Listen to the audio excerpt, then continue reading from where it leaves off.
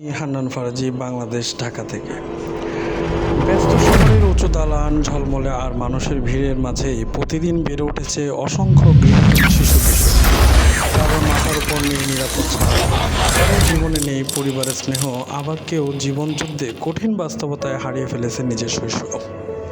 যে বয়সে একটা শিশুর হাতে থাকার কথা বই খাতা, সে বয়সে অনেকের হাতেই দেখা যায় ফুল, টিস্যু কিংবা ভিক্ষার থালা। প্রতিটা গৃহহীন শিশুর একটা স্বপ্ন আছে, কেউ শিক্ষক, কেউ বা ডাক্তার হতে চায়। আমরা যখন পরিবারের সঙ্গে নিরাপদে ঘুমাই, তখন কোনো এক ফুটপাতে এক শিশুর ক্ষুধার যন্ত্রণায় চোখের জল লুকিয়ে রাত পার করে। আমরা যখন নতুন পোশাক কিনি, তখন হয়তো আরেকটি শিশু একটি পুরনো জামার আশায় দিন গুনছে। গৃহহীন শিশু কিশোররা সমাজের বোঝা নয়, তারা আমাদের ভবিষ্যৎ।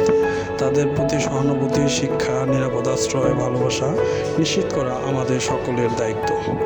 একটি ছোট্ট সাহায্য, আন্তরিক হাসি কিংবা শিক্ষার সুযোগ কোন একটা শিশুর জীবন বদলে দিতে পারে।